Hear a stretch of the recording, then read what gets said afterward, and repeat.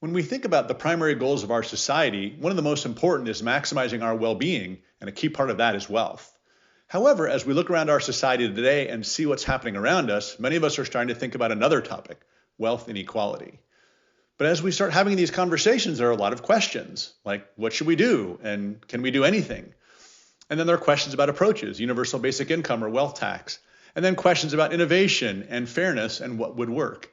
It can be really confusing and hard to figure out how to think about it. We seem to be comfortable talking about ways to help those who might be struggling. However, there's another group in society that's really important to talk about, one we're much less comfortable talking about. How should we think about the wealthy members of our society and what we might expect from them? As we think about this and wonder what we could do about wealth inequality, should we think about returning marginal tax rates to previous levels or taxes on wealth or inheritance? And how should we think about philanthropy? But as we think about these questions, we seem nervous. We'd better not ask them to do very much, and we definitely shouldn't think about taxes, and we shouldn't require or really even expect them to be very philanthropic. The question is, why do we all think like this? Well, sometimes we think that maybe we'll be successful too, and we don't want these constraints. Or we worry that if we raise their taxes, they'll stop working and innovating. And also think that it may just not be fair to ask them to give away some of their money. But a part of this conversation is empty, and we're missing a key topic. We need to start talking about financial success. As we think about a lot of these questions, the question of financial success is at the root of it. But what does it actually mean?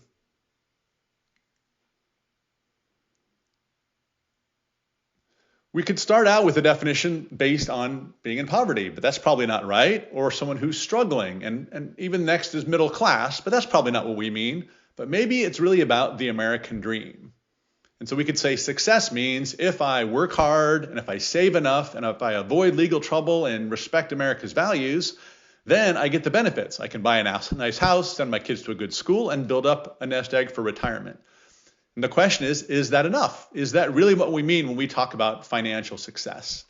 A lot of people would say no, and we're looking for more than that. So what if we said success really means never having to work again for your entire life and having enough money to do that? That sounds like it might be closer to the mark. So we can ask the question, how much money is that? And we can figure it out, because really it's just a math problem. So for example, let's start with a couple about age 40 and say they have a couple children and live a very comfortable life, also are able to make sure they can pay for their kids to go to college and then continue that wealthy life through the entire end of their days and then be able to pay for all of their end of life expenses. How much do you need to do that? And the answer is $10 million based on realistic expectation for investment returns and inflation. So to illustrate this, we could think about an individual who's been very successful and they have their $10 million represented by the green coin. They've achieved financial success and never have to work again in their entire life. Well, that we've met other people and heard about other people who also might have that amount and then perhaps more. So you hear about someone who might have $50 million. They've got enough to never work again in their entire life times 5. And then if you think about people we hear as having $100 million or even say $500 million, what does that look like? And we can see the comparison with every disc representing never having to work again in their entire life.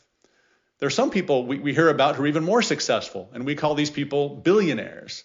But I might suggest we use a different term that's a little more helpful and call them 1,000 millionaires. Because in fact, a billion is just 1,000 million. And as we think about this, it means never having to work again times 100.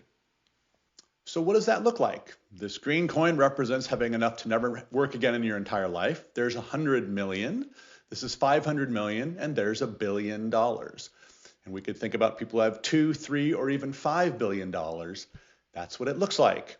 And 5 billion is equal to 5,000 million, which means never having to work again times 500. So when we talk about billionaires, those are the magnitudes we're talking about. So as we think about what we could do about wealth inequality and ask ourselves, can we ask those who have been successful to do more? And as we think about our concerns, do those make sense when we think about the actual dollars involved? So one suggestion we might think about would be a 2% wealth tax. What does that look like? Here's enough to never have to work again. This is what the individual would pay in their taxes. and then they would get to keep all the rest.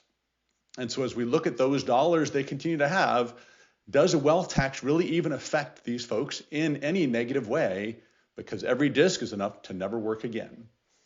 Another idea might be for philanthropists to donate half, and some talk about doing this, which is very generous, and we could see how much they might donate here, but it would mean that they would keep this much again for themselves. When we think about whether that's outstanding philanthropy, is that what it looks like? Or might it look something like this, where of course they keep enough to never have to work again in their entire life, but instead might contribute the rest? Because again, they have what they need to meet all of their needs. And so as we think about our expectations for philanthropy, should we be expecting more?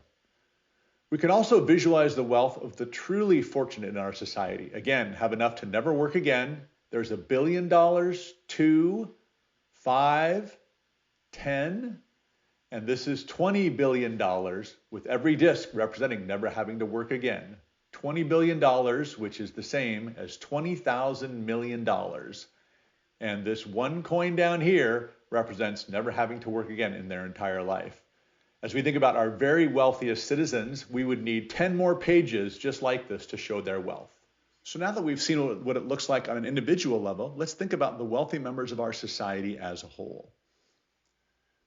If we think about the number of billionaires, if we think about the number of 1,000 millionaires in our society, there are 661. Their combined wealth is $4.1 trillion, or $4,100,000 million. So how does that compare to the wealth of other members of society? If we look across our country and aggregate, we find that this is the same combined wealth as 165 million citizens, which is nearly half the country. Wow. Is that what we want? Is that the society we're seeking to design? So we've talked about financial success, and we want people to be able to seek financial success. That's $10 million to never have to work again in their lives. As we think then about what we should do about wealth inequality and our concerns about not asking them to do very much and not thinking about taxes or requiring them to be philanthropic, maybe we could think differently. Maybe we must demand that they do more and should think about taxes and should think about them being philanthropic and supporting us in building a better country. We need to think about financial success because we can enable it and reduce wealth inequality at the same time. Shouldn't we?